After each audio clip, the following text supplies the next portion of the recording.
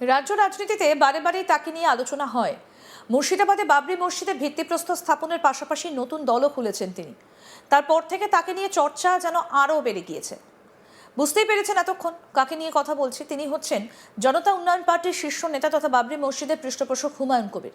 মুর্শিদাবাদের হরিহরপাড়ায় একটা সভায় বক্তব্য রাখার সময় হুমায়ুন কবির বলেন, আমি 22 তারিখে দল খুলেছি, একটা মুসলিমের ছেলে বাংলায় দল খুলে নিল, আপনাদের প্রচণ্ড গা জ্বলছে, প্রচণ্ড হিংসে হচ্ছে, শুধু ব্রাহ্মণরাই খাবে আর মুসলমানরা দাঁড়িয়ে দাঁড়িয়ে দেখবে, শুধু মুসলমানরা মারামারি করবে, লাঠালাঠি করবে, কোর্টে যাবে, উকিলকে ফি দেবে, 10 কাঠা জায়গার জন্য একটা মুসলমান আরও 2 বিঘে বিক্রি করে মামলা করবে। আপনার এসব বুদ্ধি তাদেরকে দেবেন। আমি হুমায়ুন কবির আগামী দিনে মমতা ব্যানার্জিকে উচ্ছেদ করব করব করব। কি বলছেন বাবরি মসজিদে পৃষ্ঠপোষক হুমায়ুন কবির, শুনবো। লজ্জা করে না মমতা ব্যানার্জি? আমাকে বলছে পোকামাকড়, আমাকে বলছে গদ্দার। আপনি কংগ্রেসের সাথে গদ্দারি করেছিলেন 1997 সালের 9 আগস্ট। সেদিন ভারতবর্ষের কংগ্রেসের সভাপতি ছিল সীতারাম কেশরী। আর রাজীব গান্ধী মারা যাওয়ার পর তার স্ত্রী সোনিয়া গান্ধী কোনো দায়িত্ব না নিয়ে 9 আগস্ট 1997 কলকাতার নেতাজি ইন্ডোর স্টেডিয়ামে ইনডোর করেছিল। আপনি মাত্র 5000 লোক নিয়ে মেউ রোডে গান্ধী মূর্তির পথদেশে এই তৃণমূল দলটা খুলেছিলেন। আপনার কোনো নামগন্ধ ছিল না সেদিন। যে অসুস্থ হয়ে আছে আজকে বাক্য বের হচ্ছে না, মুকুল রায়, ফরিদুল শেখ, অপূর্ব মজুমদার, নর্থ বেঙ্গলের আরো 2-3 জন ব্যক্তিকে নিয়ে এই তৃণমূলের সেদিন জন্ম হয়েছিল, ডেটটা 9 আগস্ট 1997 সাল। তারপরে আপনি উড়ে এসে ঘুরে বসে চেয়ারম্যান হয়েছেন দলে 1 জানুয়ারি 1998। আমি 22 তারিখে দল খুলেছি, একটা মুসলিমের ছেলে বাংলায় একটা দল খুলে দিল, আপনাদের প্রচন্ড গা জ্বলছে, প্রচন্ড হিংসা হচ্ছে, শুধু ব্রাহ্মণরাই খাবে আর মুসলমানরা দাঁড়িয়ে দাঁড়িয়ে দেখবে, শুধু মুসলমানরা মারামারি করবে, লাঠালাঠি করবে, কোর্টে যাবে, উকিলকে ফিস দেবে, 10 কাঠা জায়গার জন্য একটা মুসলমান আরো 2 বিঘি জায়গা বিক্রি করে মামলা করবে। আপনারা এইসব বুদ্ধি তাদেরকে দেবেন। আমি হুমায়ুন কবির আগামী দিনে মমতা বন্দ্যোপাধ্যায়কে উচ্ছেদ করব করব করব। বাংলার মুখ্যমন্ত্রী আপনি আর হতে পারবেন না, হ্যাট্রিক করে ফেলেছেন। মানে বিদায় নিয়ে ওই যে জগন্নাথ ধাম কি করেছেন, ওখানে গিয়ে হরিনাম করুন, ওখানে গিয়ে বসে বসে হরিনাম করুন। আর আপনার ভাইপুকে প্যারাশুট থেকে দিল্লি থেকে নামিয়ে 2014 সালে ডায়মন্ড হাবড়ার সাংসদ করে দিয়েছে, আবার 19 সালে করেছে, আবার 24 সালে। এখানেই শেষ নয়, নিজের ভাষণে এসআইআর এর হিয়ারিং এর প্রসঙ্গ টেনে এনেছেন হুমায়ুন কবির। তিনি বলেন, এই যে এসআইআর নিয়ে হিয়ারিং, কোনো মুসলিম ভাই আপনারা হিয়ারিং এ যাবেন না, কেউ যাবেন না, একটা নাম বাদ দিক, একজনের কলার ধরে রাস্তায় নামাবো। কি বলেছেন তিনি, শুনবো। আরে যে এসআইআর নিয়ে হিয়ারিং, কোন মুসলিম ভাই আপনারা হিয়ারিং এ যাবেন না, কেউ যাবেন না, একটা নাম বাদ দেন, একজনের কলার ধরে রাস্তায় নামাবো। 14 ফেব্রুয়ারির আগে এআরও থেকে যারা বিএলই আছে, বিডিও আছে, এসডিও আছে, এসব চালাকি একদম চোরে চোরে মাস্তুতো ভাই কেন্দ্রের বিজেপি সরকারের সঙ্গে ইলেকশন কমিশনের সঙ্গে চুক্তি করে একটা 1000 মুসলিম বুথে 400 হিয়ারিং এর নোটিশ পাচ্ছে, আর 1000 হিন্দু বুথে দেখুন 100 নোটিশ পাচ্ছে। এই চালাকি আমরা ধরে ফেলেছি।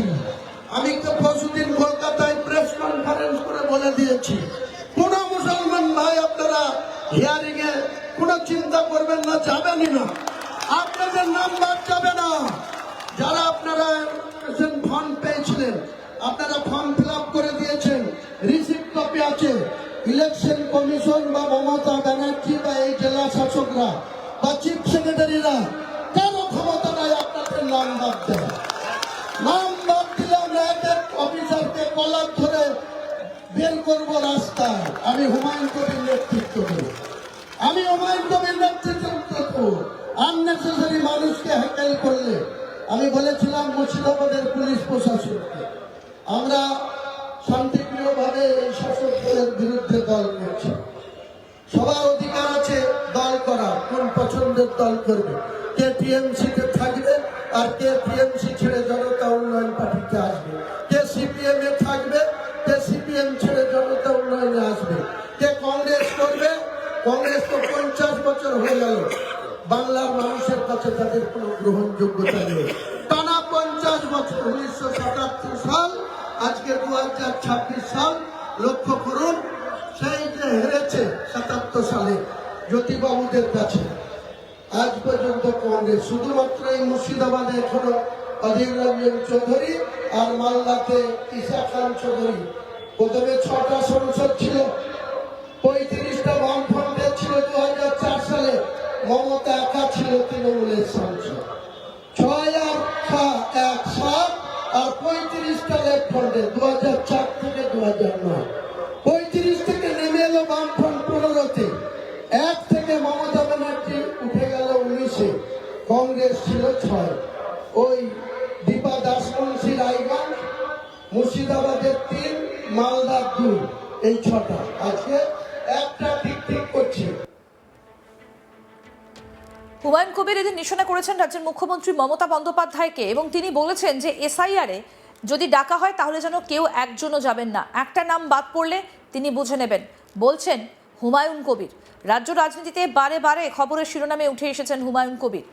বাবরি মসজিদের পৃষ্ঠপোষক তিনি বলছেন, মুর্শিদাবাদের হরিহরপাড়ার একটা সভাতে বক্তব্য রাখতে গিয়ে তিনি বলছেন 22 তারিখে দল খুলেছি, একটা মুসলিমের ছেলে বাংলায় দল খুলে নিল, আপনাদের প্রচণ্ড গা জ্বলছে, প্রচণ্ড হিংসে হচ্ছে, শুধু ব্রাহ্মণরাই খাবে আর মুসলমানরা দাঁড়িয়ে দাঁড়িয়ে দেখবে, শুধু মুসলমানরা মারামারি করবে, লাঠালাঠি করবে, কোর্টে যাবে, উকিলকে ফি দেবে, 10 কাঠা জায়গার জন্য একটা মুসলমান আরও 2 বিঘে বিক্রি করে মামলা করবে।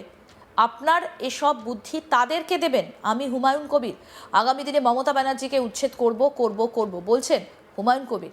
এখানেই শেষ নয়, নিজের ভাষণে এসআইআরের হিয়ারিংয়ের প্রসঙ্গও টেনে আনেন হুমায়ুন কবির। তিনি বলছেন এই যে এসআইআর নিয়ে হিয়ারিং, কোনো মুসলিম ভাই আপনারা হিয়ারিংয়ে যাবেন না, কেউ যাবেন না, একটা নাম বাদ দিক, একজনের কলার ধরে রাস্তায় নামাবো, বলছেন হুমায়ুন কবির।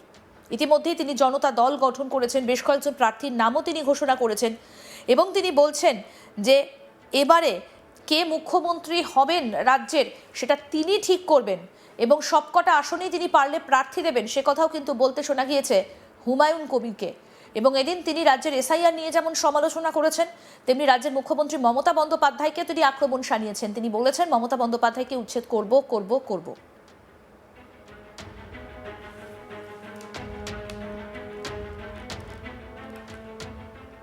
আরও আপডেট পেতে দেখতে থাকুন আজ তাক বাংলা, সাবস্ক্রাইব করুন, নোটিফিকেশন পেতে বেল বাটন অপশন প্রেস করুন।